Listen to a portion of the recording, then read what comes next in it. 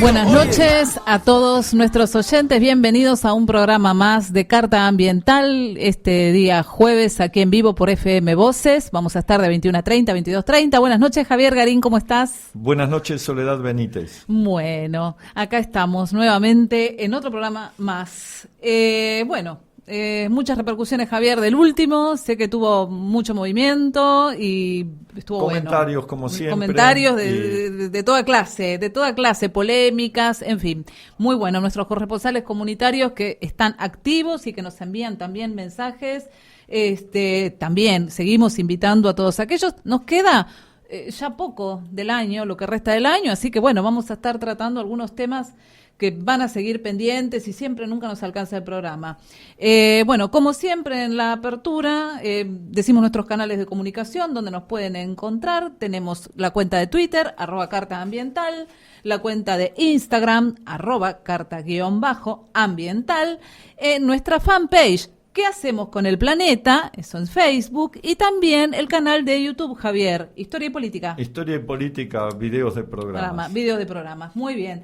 También, les queremos decir nuevamente, invitar a los corresponsales comunitarios ecológicos que se sigan sumando y a través de estos canales nosotros los llamamos. En el programa de hoy vamos a tener algunas comunicaciones telefónicas con gente de Florencio Varela, de la red de huertas comunitarias, ya que vamos a hablar Tamara, del tema de huertas. Tamara ya ha estado en nuestro programa.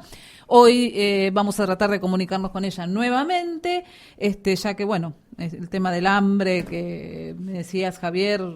Hay un tema muy importante que se está planteando, que ha hecho una reunión importante Alberto Fernández con una serie de dirigentes para movilizar soluciones al problema del hambre. Perfecto. Y nosotros hemos planteado ya en programas anteriores, y lo volveremos a hablar aquí, hoy, la importancia que tiene el cultivo en las huertas comunitarias, en las huertas urbanas, para paliar justamente el problema de la falta de alimentos en un país que la verdad que no debería con tantos tener recursos, problema. con tanto espacio, pero es un tema obviamente a tratar, tiene que ver con muchas cuestiones. Eso por un lado. Por el otro, también nos vamos a conectar con gente de Entre Ríos por el tema, vamos a volver a tocar el tema agrotóxicos. Sí, hablando de huerta, está todo relacionado. Siempre hemos hablado con Marcelo Faure, también de Entre Ríos, de La Paz.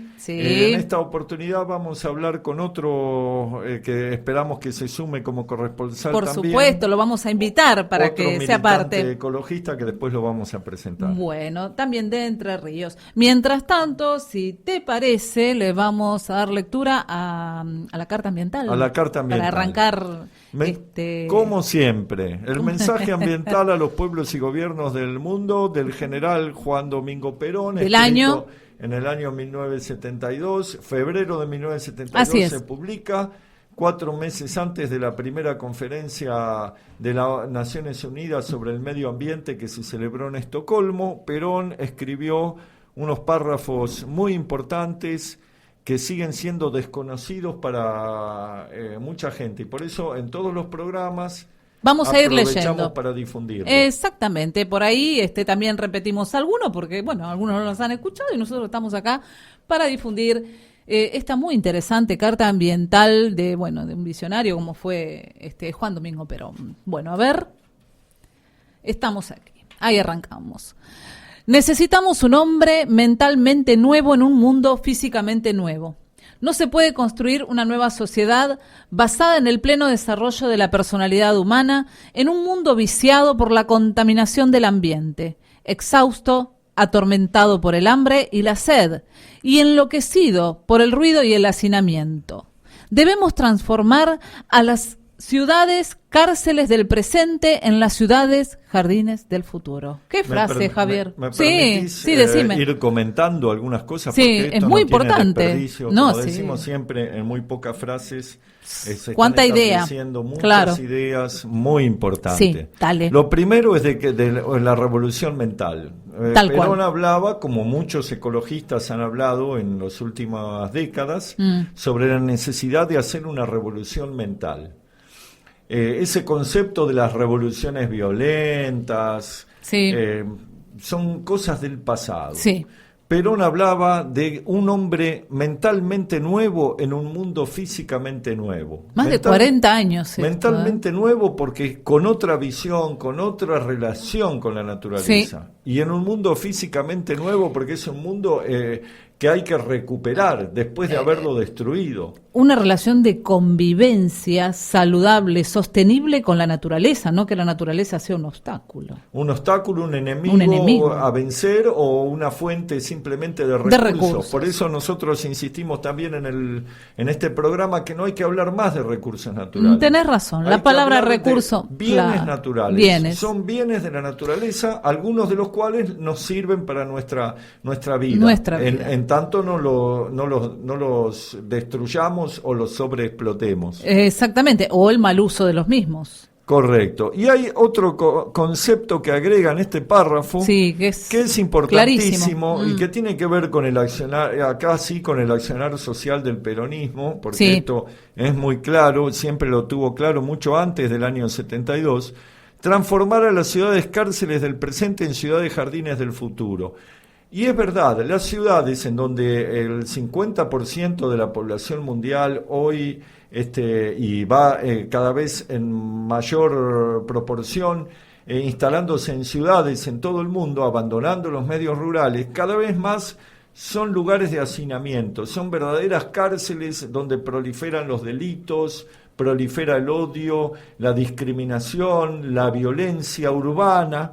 Y Perón hablaba de ciudad de jardín. La ciudad de jardín es un concepto que viene del siglo XIX, que fue desarrollado por activistas que estaban vinculados al urbanismo, pero también a los movimientos socialistas. Claro. Las primeras ciudades de jardín se empezaron a hacer en Inglaterra, pero también en Francia.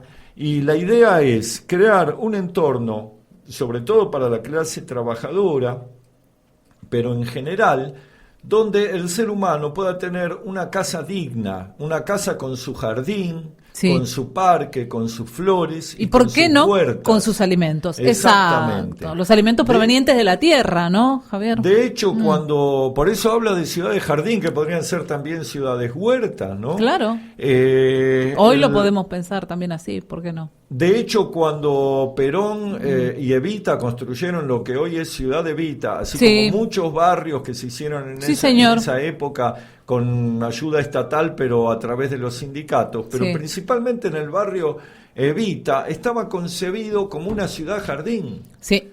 Es decir, casas de primera para los trabajadores. Esto generó mucha bronca en los sectores medios que decían, les regalan, inventaron eso de que quemaban los parquets, pero era hacer casas dignas. Tal cual.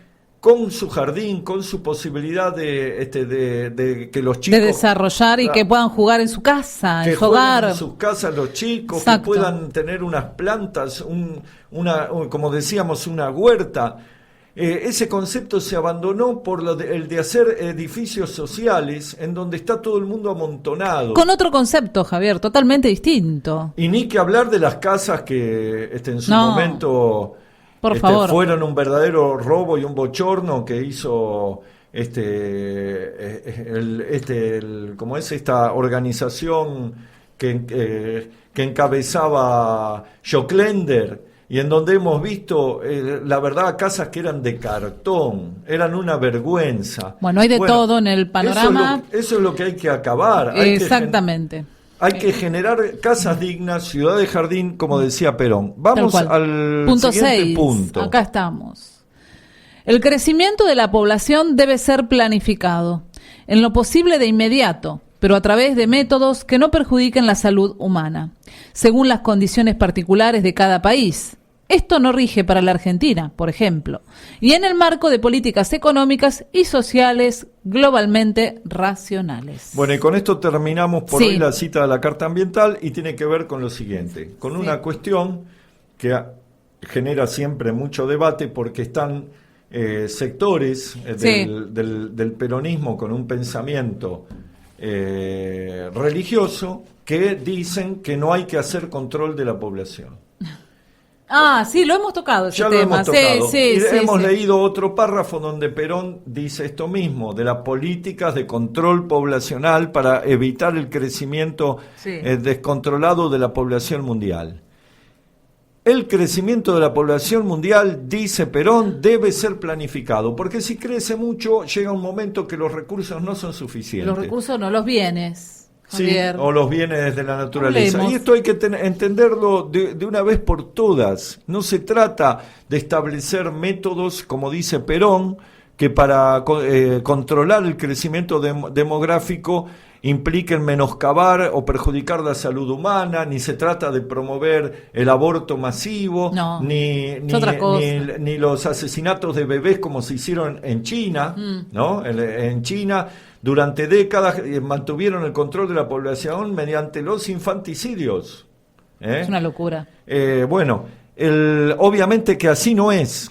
Pero sin duda tiene que haber un control del crecimiento poblacional. Seguro, el Estado debe tomar medidas con respecto a eso, pero absolutamente. ¿Te parece si vamos a...? ¿Algún mensajito leemos? Sí. Hubo muchas repercusiones del último programa donde tratamos el tema de los bosques arrasados.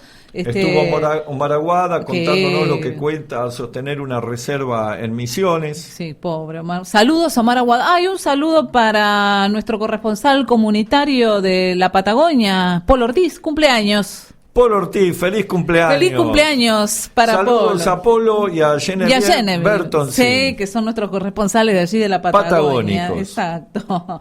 Bueno, Luis Alberto Ferro comentó que subió a su canal de YouTube el programa. Gracias, Luis Alberto. Corresponsal de Italia. Tenemos corresponsales italianos. Carlos Luna dice, ni hablemos del fracking. Esto, debido al tema que habíamos tocado del arrasamiento de los bosques. Exactamente. Sergio José Chiana Ciani, de Rosario. Un abrazo a la distancia. Difundiré el material en mi muro y entre mis amigos ecologistas. Veré de crear una página propia sobre ecología y salud, un canal exclusivo para difusión de este tipo de material. Tengo una sobre mi ciudad Rosario y otra de artes visuales. Muchas gracias. Es una persona muy activa. Qué bien, Sergio, gracias. Creo que nos manda algunos conceptos más. Acá hay más conceptos. Dice, la de ecología aún no la creé, pero lo haré. Me llega mucho material y lo canalizo todo en mi muro, que está saturado de tanto material cultural mezclado con la ecología, con la salud, con eventos, con curiosidades, un poco de humor. Pero trato de no tocar lo político, ni lo religioso, ni lo futbolístico. Bueno, la sociedad... Sabia decisión. Exactamente, hace muy bien. La sociedad nuestra está muy alterada, intolerante, extraviada en muchos sentidos. Toco los temas que me interesan, que apunten a elevar los ánimos y los espíritus, y no echar más leña al fuego, sumando mayor malestar del que ya hay. Excelente, te felicitamos, Sergio. Muy, muy buena tu actitud. Laura Clemenson. Se lo recomendaría a Jazmín. Le apasionan los temas ambientales. Un saludo a Laura, desconocida. Saludo a Laura, a su familia, a su hija. A todos. Sergio, vuelve a hacer otro comentario aquí, Sergio Chiabasiani. ¿Como denuncia? Sí. El tema ecológico, sí. Eso sí difundo, porque está en juego nuestra vida sobre este bendito planeta. Y allí sí es inevitable tocar el aspecto político. Responsables de todo lo que pasa en el mundo, junto con los poderes económicos que los manipulan desde siempre. Pero es más global, porque todos son responsables, los de derecha, centro o izquierda. No se es consciente que acá las tendencias políticas no pesan. Acá tenemos que ponernos la camiseta de defensores de la tierra, nuestra gran casa, y esa conciencia aún no ha madurado lo suficiente. La mayoría de los ideales, sean políticos, religiosos o de otros círculos, son buenos en sus fundamentos, ya que desde su lugar buscan el bien común, pero con el tiempo se deforman, se pervierten o no se adaptan a la realidad imperante que presenta otros desafíos y nuevas problemáticas, que estos ideales no dan respuestas concretas. O por ahí sí, las soluciones están, pero hay sectores que no les conviene que se implementen. Bueno, la verdad que Sergio ha reflexionado muy, muy bien sobre el tema. Y la compartimos totalmente, la suscribimos totalmente. Podemos agregar a eso que siempre en el programa hacemos mucho hincapié en lo que enseñaba el general Perón y en lo que enseñan muchos otros. de que la cuestión de la ecología y de la relación del hombre con la naturaleza excede lo ideológico. Tal cual. Y que los que destruyen la naturaleza es tanto el capitalismo como los estados socialistas que desde una postura industrialista realmente no respetan a la madre tierra. No tiene nombre, no tiene bandera, esto a todos les cabe. Después, Nora Neira, que es nuestra oyente y seguidora, ya es fan Nora. Hola Nora, espero que estés bien, te mandamos un gran cariño. Un gran cariño, dice, Nora. Hola Soledad y Javier, en cada programa escucho un fragmento de la Carta Ambiental escrita por el general Perón en 1972. Entonces me pregunto, ¿no hubo ningún gobierno desde el 72 que la tuviera en cuenta? Pasaron muchos años de esa Carta Ambiental tan visionaria. Qué lamentable. Escuchando al señor Omar Aguada, que propone una solución para las zonas deforestadas, que son muchas hectáreas, también me pregunto, ¿nadie escucha a las personas conocedoras de esas selvas? En cuanto al litio, confieso haberme enterado a través de su programa del robo que nos hacen. Qué falta de nacionalidad. Da pena. Gracias por tan importante aporte para los que ignorábamos todo este desastre. Besos. Muchísimas gracias, Nora. Tenés razón. Hay mucho desconocimiento sobre el tema ambiental y sobre lo que pasa en todo nuestro país. Y bueno, llega poco y nosotros estamos tratando de que todo el mundo sepa, seguir difundiendo, y también te invitamos, Nora. Invitamos a todos, como siempre, para ser los corresponsales comunitarios ecológicos. Si te parece bien, Javier, vamos a una pausa y en el próximo bloque vamos a tratar de comunicarnos con la gente de Florencio Varela. Correcto. Bárbaro Tano. .7 MHz. Hace publicidad y promociona tus productos. Bueno, hemos vuelto luego de la pausa.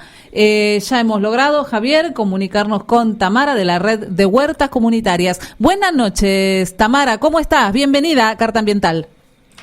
Muchas gracias por la invitación. ¿Cómo están? Buenas noches. Buenas noches. Buenas noches, Tamara. Te molestamos, como ya una vez participaste en el programa, para que nos cuentes un poco cómo se puede avanzar desde las huertas comunitarias, desde las huertas urbanas, desde las huertas escolares, cómo se puede avanzar en enseñarle a la gente a cultivar, volver a esa cultura de cultivar la tierra, aunque sea en pequeña escala o en escala familiar o comunitaria, y que eso, decíamos, puede ser un buen soporte para la lucha contra el hambre, que dice Alberto Fernández que va a ser una de sus prioridades.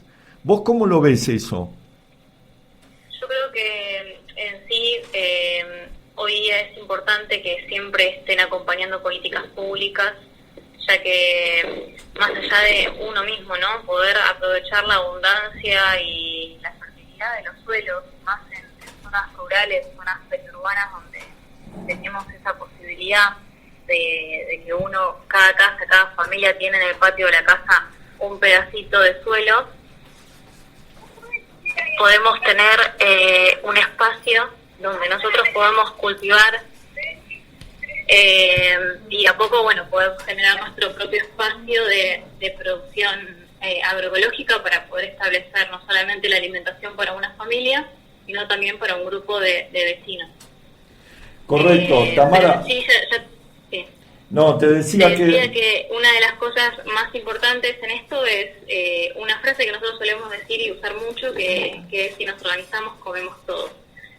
Y entre vecinos, familias, compañeros, amigos, poder compartir juntos una forma de establecer un cultivo comunitario y solidario es lo que nos permite poder llevar comida a las casas de forma accesible, soberana y segura. Uh-huh. Y yo te pregunto, ¿es tan difícil cultivar o tener una huerta? Porque mucha gente tiene miedo o piensa que es algo muy difícil de hacer. Tiene desconocimiento, diría yo, más que nada, ¿no? Como que lo ve como una tarea muy complicada, es verdad, como dice Javier, muy difícil, pero por ese desconocimiento. ¿Nos escuchás? Sí, así escucho. Sí, yo creo que son prácticas que nosotros ya teníamos ancestralmente, ¿no? O sea, en nuestras culturas, nuestros abuelos, nuestras abuelas, claro, ya veníamos de esos recuerdos de poder tener el cultivo a la mano, o mejor dicho, poder tener la posibilidad de reconocer la planta como es originariamente. Sin embargo, hoy por ahí tenemos la construcción del alimento de forma distinta. Hablamos de condimentos que ya están elaborados, de tal vez algunas marcas de alimentos que facilitan la precocción o el hecho de comer alimentos ya elaborados, ¿no? Y que están súper procesados, que están muy industrializados, y nos volvimos tan ajenos a los primeros procesos de producción de ese alimento que realmente desconocemos y no valoramos hasta incluso la calidad nutricional que tienen e incluso el origen. ¿Qué tan soberanos somos al momento de poder elegir una comida y poder construirla socialmente con nuestras familias? Desde si nos sentamos juntos a comer la mesa hasta saber básicamente a quiénes estamos apoyando cuando estamos consumiendo un alimento. Yo te comento dos cosas en relación a esto que vos estás señalando. Después voy a leer algunas objeciones que nos han o comentarios que nos han hecho cuando planteamos esto en la página, porque yo recordaba que mi abuela, en un tiempo, en la década infame, años 30, mi abuelo se quedó sin trabajo y ella con una huerta que estaba en menos de 30 metros en su lote y unos conejos que criaba en una jaula, alimentó a 4 hijos en los momentos en que mi abuelo no podía trabajar, no tenía trabajo, claro. De chicos nos hemos cansado de ver a los italianos, exacto, que venían con una cultura de las huertas de Italia y que en todas las casas de los italianos, de nuestros vecinos, había huertas, había vides, hacían hasta vino. Sí. Pero todo eso se ha perdido. Y sin embargo, cuando uno viaja por otros países que admiramos por su modernidad, resulta que si vas a Italia o vas a Francia, en todos lados hay comida de las huertas, y son huertas orgánicas. Hasta en una maceta tienen. Los franceses no van a comprar la comida al Carrefour. Comprarán comidas elaboradas, pero van y las compran en las ferias donde vienen directamente de las huertas. Claro. Y eso lo hemos visto, como lo hemos visto en Italia también. Sí. Entonces, realmente, yo creo que nosotros tuvimos una cultura migratoria muy importante que hace la cultura de nuestro país, pero por otro lado, también hoy, igual, digamos que hoy muchas de las comunidades, no solamente japonesa, boliviana, entre otras, son las que sostienen en gran parte de la agricultura familiar, pero aún así tenemos una riqueza cultural a lo largo y ancho de nuestro país, que más allá de la migración que en ese momento hace décadas tuvimos, en 2 oportunidades, 2 migraciones muy grandes, lo más importante en realidad también es la riqueza de diversidad, incluso geográfica y climática, que tenemos en nuestro país, y es lo que nos permite a nosotros decir que tanto en el norte, en el sur, tenemos una diversidad de plantaciones. No todos tienen la chance, la gran riqueza, la biocapacidad de suelo de contar con tantos biomas y zonas climáticas completamente diferentes, donde en el sur podemos estar cosechando manzanas, en la Patagonia, o el hecho de tener otro tipo de cultivos en el norte y en el noroeste argentino. Pero saber que eso, en la memoria nuestra, de nuestra familia, tenemos esos recuerdos de estar cosechando algo. Yo honestamente tengo 26 años, ya cumplí 26 años, y no tengo en mi registro del paladar un pollo que sea distinto al que hoy como, porque no tuve la oportunidad de la infancia de decir, yo conozco cómo eran los tomates de antes, cómo eran las frutillas de antes, cómo era el pollo de antes. Entonces hay toda esa producción del pequeño productor. Acá nosotros, en toda la parte de Buenos Aires, toda esta zona periurbana de Florencio Varela, La Plata, pertenece a lo que es uno de los cordones verdes más grandes. Sí. Y que provee a gran parte de todo el consumo alimentario de Buenos Aires. Entonces, todos estos cordones que hay que protegerlos, que hay que realmente tratar de que no se arrastren las zonas urbanas y vayan delimitando a estas zonas hortícolas, florihortícolas tan importantes, es una de las políticas que el Estado tiene que garantizar. pero otra tiene que ver con qué elegimos nosotros como familia, qué alimentos llevar a la mesa y a quiénes elegimos apoyar. Entonces, todo lo que nosotros consumimos viene de una familia productora o de un movimiento de agricultura familiar, ¿no? Y saber que además hoy nos estamos planteando no solo que haya alimento que sea saludable, sino que también sea accesible. La parte de accesible creo que siempre la planteamos, ¿no? El hecho de que llegue a todos, el tema de los grandes problemas sobre la pobreza, el aumento de la población, un montón de situaciones que hacían y que hacen a la problemática de cada lugar, de cada localidad, de cada país, el desafío que todos afrontamos, pero en los lugares que somos, como por ejemplo Florencio Varela, que tiene una riqueza agrícola y que a la vez pertenece a una zona periurbana que son zonas de riesgo, que son zonas que están en constante diversidad cultural e incluso en cuanto a suelo y en cuanto a valorar las variedades hortícolas que existen en esas zonas.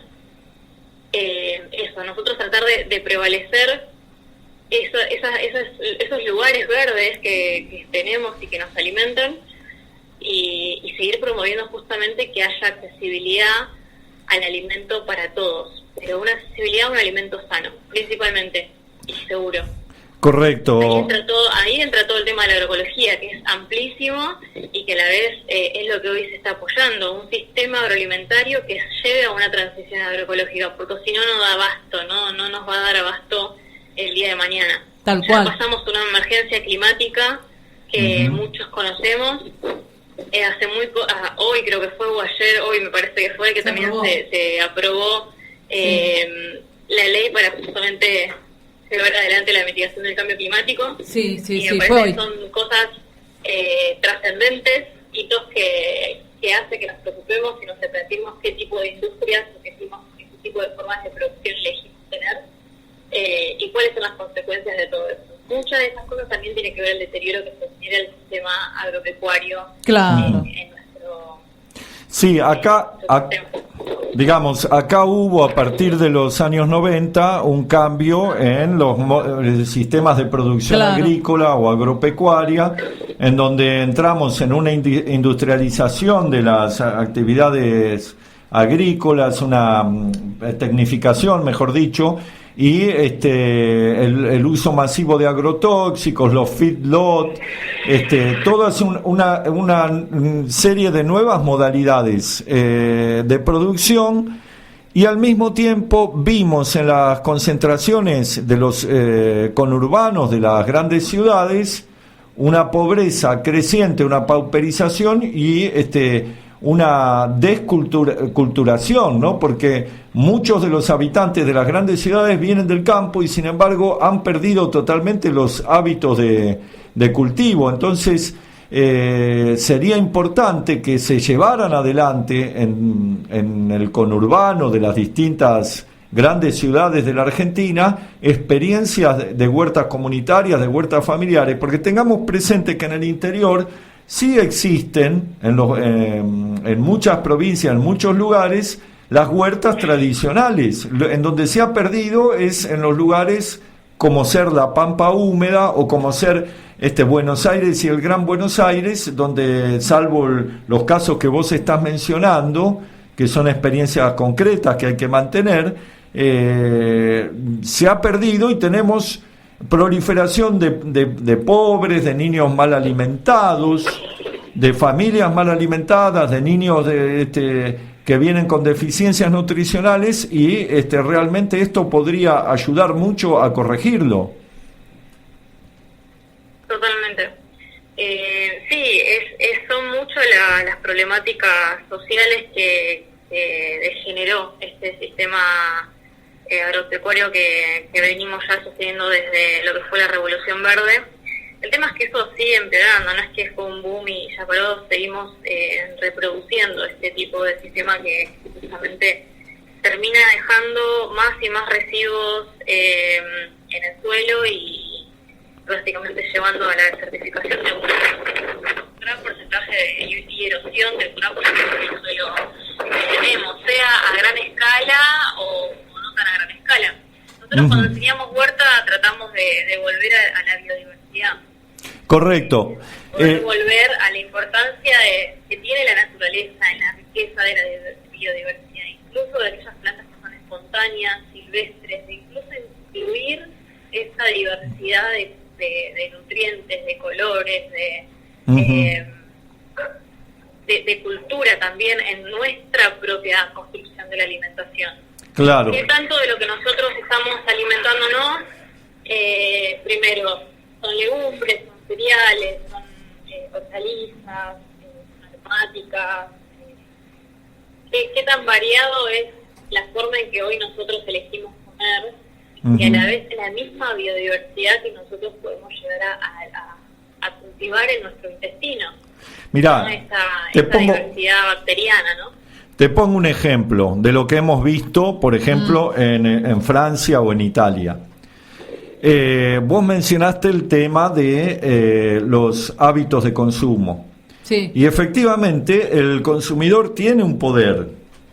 No es trasladarle la responsabilidad del gobierno al consumidor, pero el consumidor tiene un poder. Y por ejemplo, en Francia la gente decide no comer otra cosa que no sea la producción de las huertas orgánicas. En Italia sucede lo mismo. Es imposible que vos vayas a convencer a un italiano de que compre en un supermercado productos elaborados cuando en la huerta, en el mercado de la ciudad consigue productos todos de la huerta que los traen de los arrabales de las huertas que hay en las afueras de cada pequeña ciudad. Yo siento que eso... Mira, te cuento mi caso personal. Yo la verdad es que nunca viajé por fuera de lo que es Latinoamérica.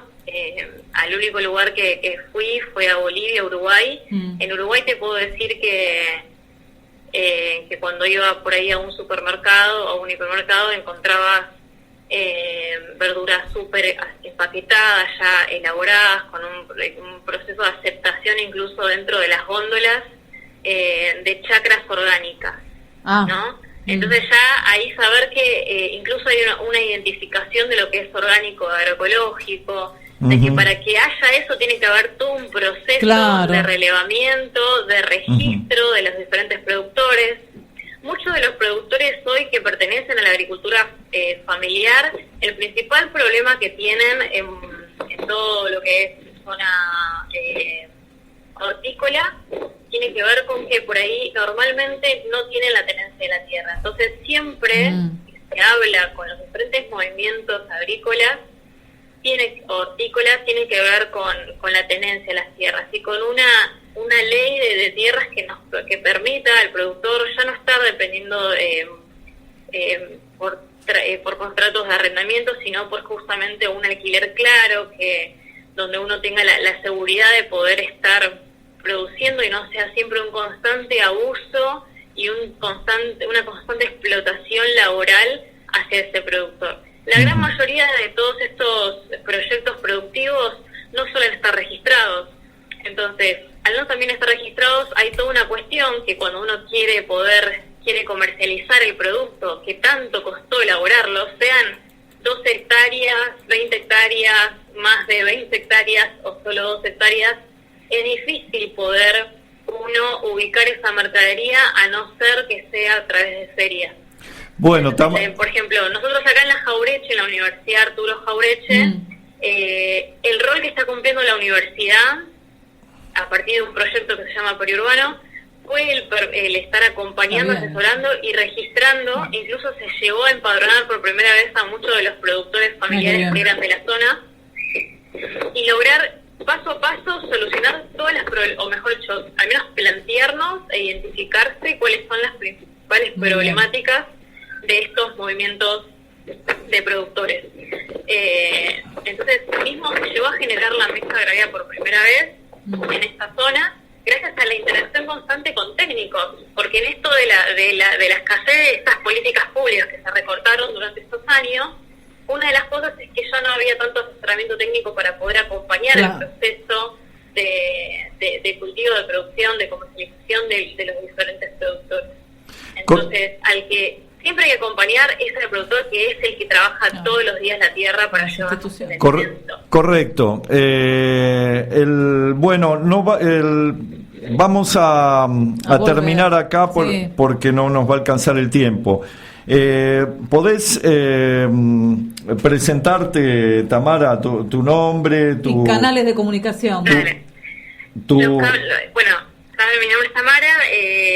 Tamara, fui hace 8 años fundadora de lo que fue la red de huertas comunitarias. Y Tamara, ¿cuánto? Nos pueden ubicar, Tamara Caceroto Miranda. Y nos pueden ubicar en las redes sociales, en Facebook como Red de Huertas Comunitarias, en Instagram también como Red de Huertas Comunitarias. Damos cursos de huerta, plantas medicinales, compostaje. Hoy estamos empezando a planificar un plan de trabajo para poder llevar adelante, o mejor dicho, mejorar el trabajo que venimos llevando adelante con nuestra plantinera agroecológica. Y bueno, regalamos 250 plantines todos los meses. Entregamos plantines y semillas agroecológicas de nuestras propias huertas, que hace 8 años las llevamos adelante. Y bueno, como te digo, es una red de huertas, no solamente escolares, públicas, en plazas públicas, también son huertas de familias productoras en zona rural, y se genera una circularidad que se retroalimenta. Así que eso es nuestra intención. Te voy a leer, antes de terminar el reportaje. Tenemos un minuto, dale. Sí, tenemos un minuto. Te voy a leer algunas cositas que nos han comentado, porque nosotros preguntamos en nuestra página, ¿no? ¿Cómo podía ser que no estemos alimentando a los pibes pobres con huertas comunitarias? No todo tiene que ser comprado y producido por multinacionales alimenticias y venir con marca. La comida la puede hacer el pueblo si recupera los conocimientos de sus ancestros.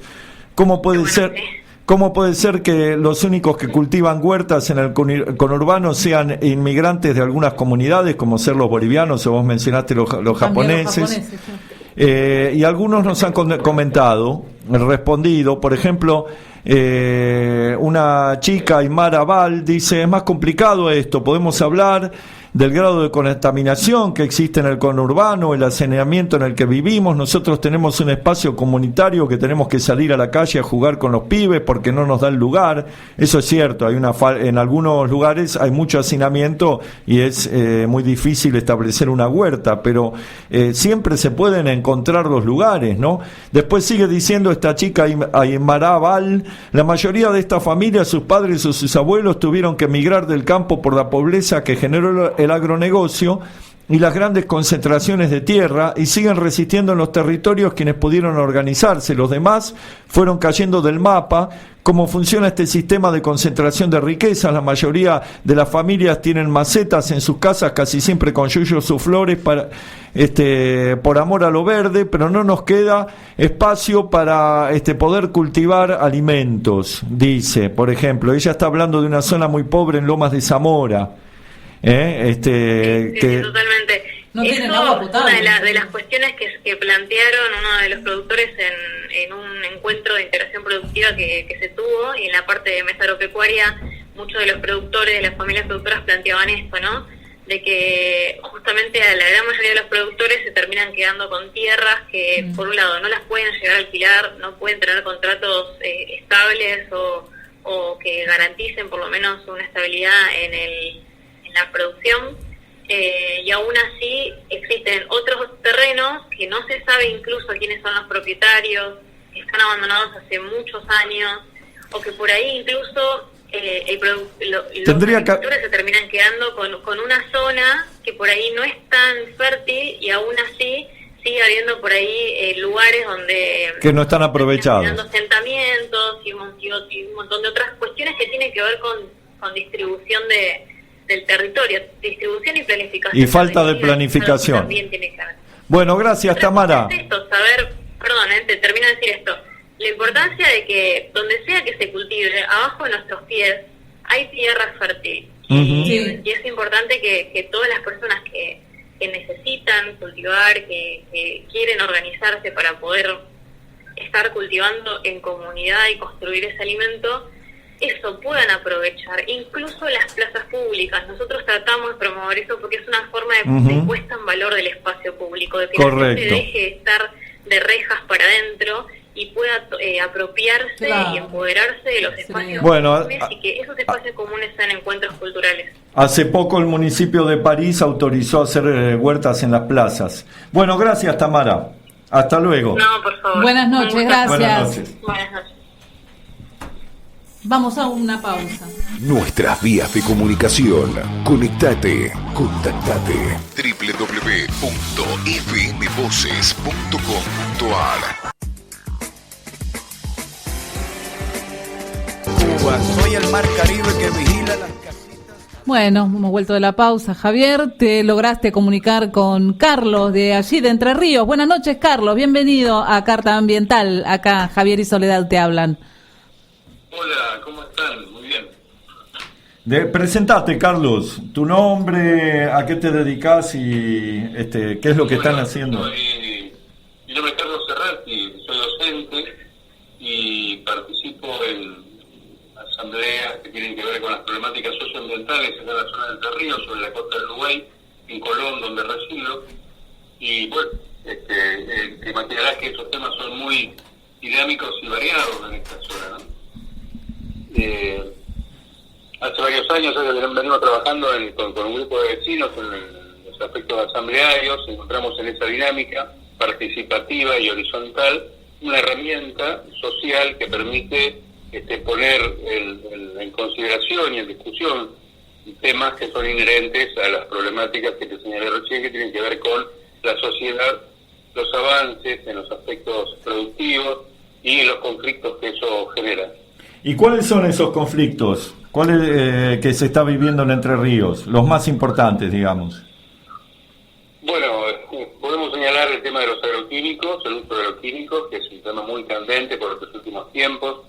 El tema del fracking en la provincia de Entre Ríos, no por la producción en sí o por la metodología o por la aplicación de la metodología, sino porque en estos momentos se están extrayendo arenas de la zona de la costa del río Uruguay y de la costa del Paraná, que están destinadas justamente para vaca muerta. Entonces, como la provincia tiene una ley que no permite el método de extracción de hidrocarburos no convencionales por medio del fracking, hay un contrasentido ahí de aspecto ético que tiene que ver con esto de estar proveyendo de arenas y bajo las condiciones que aún no sabemos todavía de qué forma se están proveyendo. Es decir, quiénes son los ganadores en estas dinámicas comerciales que se van generando con el abastecimiento de vaca muerta.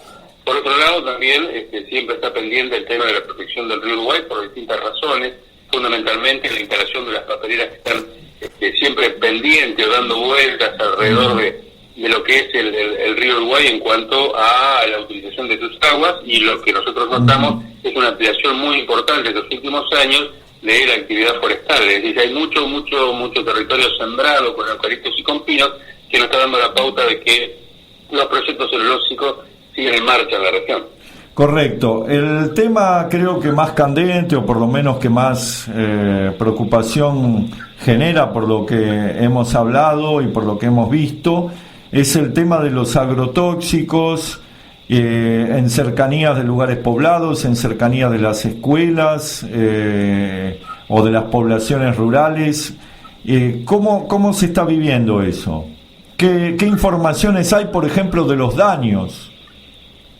Bueno, es un tema bastante amplio y de mucha discusión por estos días en la provincia de Entre Ríos, y no solamente en la provincia de Entre Ríos, porque también está la matriz productiva que tiene que ver con el paquete tecnológico que se utiliza para la siembra de soja en particular, pero también lo hay para otro tipo de productos, ¿no? Lo llamado commodities en general. Bueno, es ese paquete tecnológico el que está puesto en duda y se pone, ya hay evidencia suficiente a través de estudios que se han hecho en las universidades argentinas, más las evidencias que se encuentran en los territorios de diversos tipos de alteraciones, tanto en la salud de las personas, como la afectación a la biodiversidad, como la degradación de las aguas, ¿no? A través de las escorrentías agrícolas. La escorrentía es el agua que corre por la superficie cuando en la zona donde se utilizan los agroquímicos llueve. Entonces las aguas van arrastrando estas partículas, estas moléculas de químicos, y van generando distintos tipos de afectaciones en la calidad de las aguas. Sí, principalmente para los alfones, a los arroyos y también en los ríos, ¿no? Estamos con un problema bastante crítico en este aspecto. Sí, por otro lado, lo que Sí. Se dice que los niveles de contaminación de los ríos Uruguay y Paraná con agrotóxicos son bastante importantes. Incluso hace poquito nos enteramos que estaba gente bañándose en un arroyo en Villa Elisa y le llegó la corriente llena de agrotóxicos y terminaron en el hospital. No sé si... Sí. Tal cual. Porque, o sea, una de las cosas que se reclama siempre es los avisos, ¿no es cierto? Se entiende que el cambio de la actividad de la matriz productiva es una situación bastante compleja. De todos modos, desde las organizaciones sociales en la provincia de Entre Ríos se han armado distintas propuestas que tengan que ver con el marco de la agroecología, o sea, empezar a funcionar con un sistema productivo que pueda garantizar la calidad de los ambientes y la calidad de la salud de las personas y la biodiversidad en general. Pero sí, tal cual lo que vos estás señalando, sucede y muy a menudo, ¿no es cierto? Es cierto, es cierto, sí, te hago la pregunta porque sobre todo esto hay una polémica. ¿Es cierto que están produciéndose afectaciones en los bebés por el uso de agroquímicos, malformaciones o problemas genéticos o incluso enfermedades? ¿Hay algo de eso? Claro, nosotros tenemos diversos tipos de informaciones que vamos manejando y vamos tratando de verificar paulatinamente, cotidianamente, pero nos han indicado que aproximadamente la mitad de las asistencias en el Hospital Garrahan son de chicos que van de la provincia de Entre Ríos con afectaciones que tienen que ver directamente con intoxicaciones referidas a los agroquímicos. Por otro lado, hay situaciones de hace poco con una chica Antonella de la ciudad de Gualeguaychú, a fines del año pasado, que falleció después de una serie de enfermedades y complicaciones tóxicas que tuvo por haber de alguna manera ser afectada o en su cuerpo haber sido recibido agroquímicos. Tenemos el caso de Fabián Tomasi, están los chicos banderilleros de hace algunos años en Concepción, Uruguay, que eran los que señalaban las posiciones del avión, en donde el avión tenía que marcar. Después eso se corrigió con el tema de los GPS, pero esos fueron los primeros casos que aparecieron en la provincia. Y después está la lista de los chicos que han fallecido por diversos tipos de patologías que tienen que ver con intoxicaciones crónicas, ¿no? Esto lo que es difícil muchas veces de establecer es la relación directa entre la aplicación de un producto y la causa del fallecimiento. Sí, la relación causal. Sin embargo, en Estados Unidos hubo varias condenas a Monsanto por casos de cáncer provocados por agrotóxicos, en donde son condenas millonarias y hay como 60 demandas que están pendientes de fallo, pero ya hubo varias condenas por millones de dólares. Exacto, es que nosotros vamos por ese camino. Evidentemente, cuando la situación va llegando a un extremo tal, después vienen las demandas concretamente con esto, porque ya hay sobrada documentación, por lo menos sobre el glifosato en la Argentina hay más de 800 trabajos que señalan las afectaciones del glifosato sobre la vida en general, particularmente sobre la salud humana. La salud humana, después... Claro, la Universidad de La Plata tiene un trabajo sobre la genética y la afectación genética en chicos.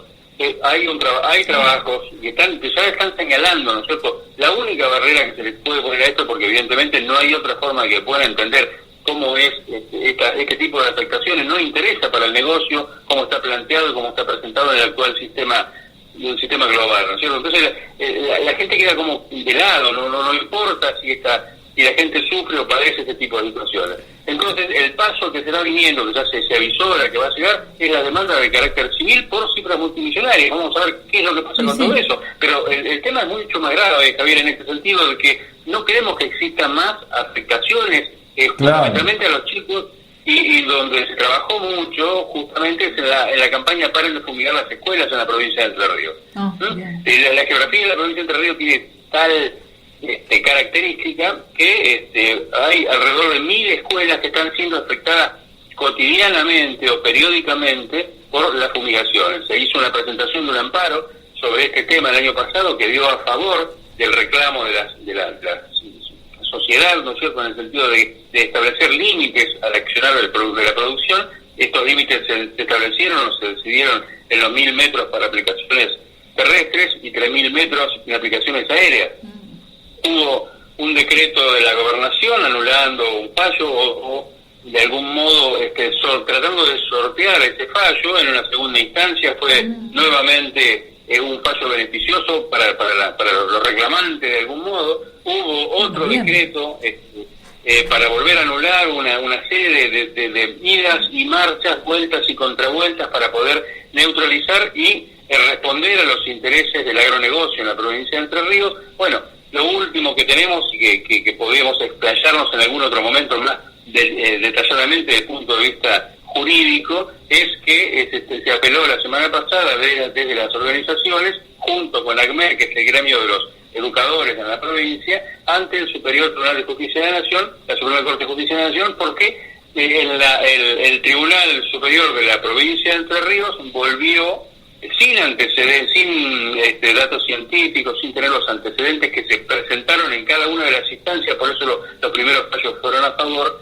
sin tener ese respaldo científico, volvieron nuevamente a autorizar las fumigaciones a 100 metros y 500 metros en las escuelas. Claro, recordemos un dato político. Antes de que ocurriera eso, hubo una fuerte presión ejercida por el gobernador de Entre Ríos, cómplice de todo esto, y el presidente de la Nación, que anduvo por Entre Ríos lamentándose porque no dejaban tirar agrotóxicos en las escuelas. Macri hizo declaraciones escandalosas, ¿no? O sea, una fuerte presión política hubo evidentemente sobre el Poder Judicial de la provincia. Bueno, pero ahora ya superó esa instancia y están acá. Ahora va a la Corte, va todo a la Corte. Bueno, tienen ustedes una lucha bastante intensa allí en la zona. Bueno, bien. Bueno, Carlos, tenemos que ir terminando porque tenemos que hacer una lectura del Papa Francisco sobre estos temas. Desde ya te agradecemos y te invitamos a ser parte de nuestra red de corresponsales comunitarios solidarios ecológicos. Bueno,